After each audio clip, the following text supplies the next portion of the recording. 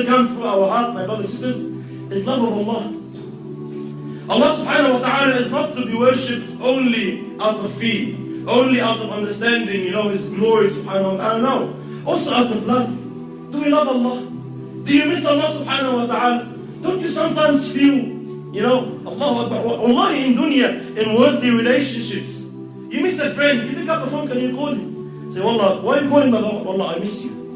Wallah, it's been a while, we didn't catch up. Let's go have a feed somewhere. SubhanAllah, we always have these feelings with human beings. Lovers, SubhanAllah, a male and a female, a husband and a wife, Islamic environment, a husband and a wife. The guy is overseas, he hasn't seen his wife in a long time. He picks up the phone and with no exaggeration, he is really enjoying the phone call. He doesn't want the time to end, theoretically speaking. He doesn't want the phone call. The wife more, usually, she really is enjoying the phone call.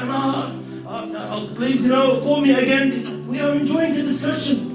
Why is it with Allah we don't have these feelings? Muhammad sallallahu alayhi wa sallam used to say, Arihna biha ya Bilal. Yalla Bilal, call adhan, let us stress. We're tired of this garbage. We're tired of this dunya. Buying, selling, market, wife, kids, husband, all this, the trouble. Rasulullah wanted to be with Allah. He missed Allah. He loved Allah subhanahu wa ta'ala. The Sahaba learned from him. They said this on sallallahu alayhi wa sallam.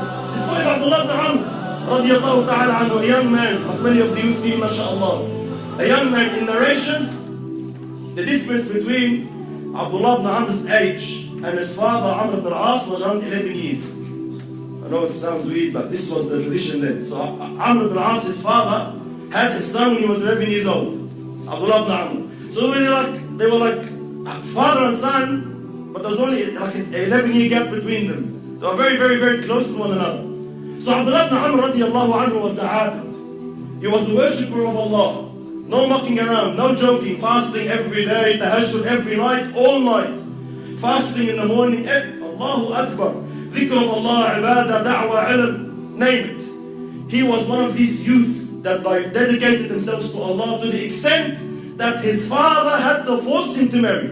He's one of those people that the father had to actually, no, get married. And it wasn't because of work or because he had he was falling in haram. No, he was dedicated to Allah. He didn't have time to think of these things. Subhanallah. They don't exist in our time. So Abdullah ibn Amr radiallahu anhu was forced to get married. Allahu Akbar. I want you to imagine the feeling going through a young man's heart on his wedding night. What do you think of? Our youth are smiling, I know. Your wedding night, the first night, that's it, And for them, he didn't have he didn't meet his wife for 10 years beforehand. No. It's the first time to see his wife. It's the first time to actually, probably see a female in Medina. He actually is seeing, they're full of shahwat, they were true men, they're full of desire. And Abdullah ibn Amr radiallahu anhu says to his new wife, Allahu Akbar, please allow me to pray 2 rak'at. Allow me to pray 2 rak'at. In this time, he's thinking of Allah. In that time, we pray. I don't want to speak about myself, but people that pray Isha on that night, they probably pray 5 rak'at, 3 rak'at. You can't think properly. Abdullah ibn Amr radiallahu anhu in this time is remembering Allah. He's focused on Allah. Subhanallah, he's there, emotion. He's saying, please allow me to pray. How can I spend the night? Not that. He wants to pray salah. He starts praying and takes off. Forgets about his wife, forgets about his newlywed, mashallah, dressed up for him beside, He's praying until Adhan al-Fajr. He forgets his wife in the first wedding night till Fajr. And then Fajr time comes, he's not going to miss his fasting because he's newly married. No way! He goes, sorry, tomorrow, inshallah. Next day, same thing. Allow me to pray 2 rak'at. Forgets again. 3rd day, same thing. Forgets again. 3 days, the wife is there, he's there, nothing happened. Subhanallah, Amr ibn al-As, the father, comes. He wants to check on his daughter-in-law. He goes, mashallah, how's my son? Give her Abdullah Mai. She goes, Wallahi, ni'ma zawj. What a man you've brought up, Allahu Akbar. لم يفتش لنا كنفا ولم يطأ لنا فراشا. I don't know, better. I'm still in bed waiting, nothing happened.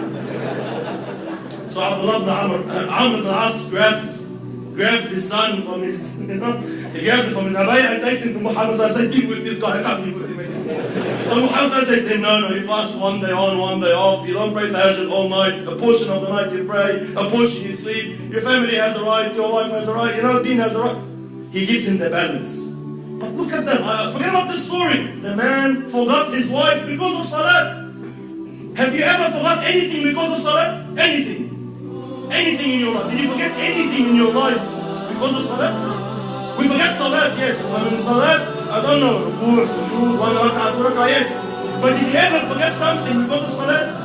Very, very rare. So my brothers and sisters, it's all about this love.